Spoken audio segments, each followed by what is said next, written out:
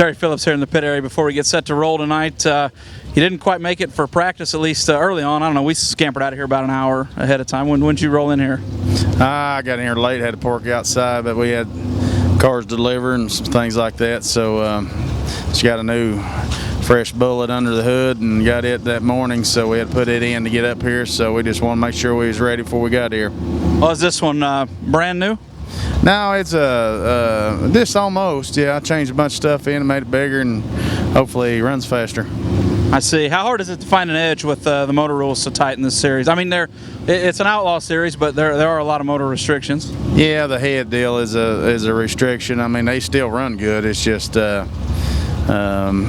you know, you can't touch the head, so that kind of kills the top end. But you can get the low end build up in. That's kind of what we went for. And these cars, mine, seem to have, you know, pretty good traction, so you need some low end in your motor.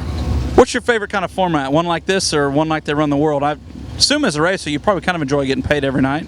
Yeah, it ain't bad, but that deal pays so good it don't really matter. I mean, you know, in the end you won't pay. So, but no, either not. This is all right. You get to test some more stuff for the big nights, kind of like Eldor's deal. You get a couple races before the big show, so maybe you can fool around, try some things, maybe make you good for the big race.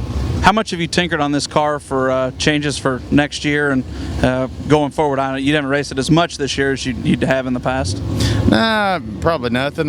We just try to stay on top of it as we go, and I've had the same cars for years now, and just trying to, you know, tweak on our shocks and different things, and seem to be good all the time. You get to change a whole lot of stuff, and then you got to start over and you get way behind. So we try to stay consistent up front, you know, with all of our cars, and then, you know, if you can give yourself a chance to stay up front, you know, you give yourself a chance to win. So that's what we do. We just tinker around with it with the same. We've changed the frames 3 or 4 years ago a little bit and seemed to work good. That's all we've done in a while, and seem to be working pretty good.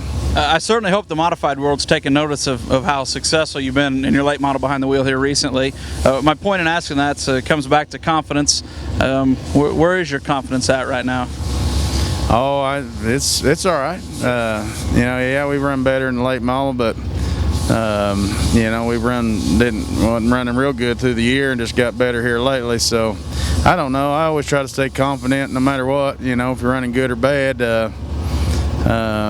But it don't hurt to run good, so it helps. But I try to stay pretty even keel and hopefully, you know, think that I can do it every time I go to the racetrack. What's the ideal racetrack for you out here at Deer Creek when you get set to roll for the A-Main? It don't really make any difference. We got our cars where they'll go on the tacky stuff as good as the slick. So usually when we make our money or splash, so to speak, it's usually when it's slick. So slick will be fine, and it will be there probably. So I mean, there's a lot of laps, a lot of cars, and you know, this track is a really nice facility. It's a really good racetrack, shaped well. You know, there's other places in the country that's really nice racetracks. The track's not as good as we'd like for it to be, you know, to race on, but this place here, that's why I keep coming back. It's probably one of the nicest facilities in the country, as far as I'm concerned, the facility and the racetrack together. So, you know, they keep up on it, you know, rework if need be, and they just do a heck of a job here.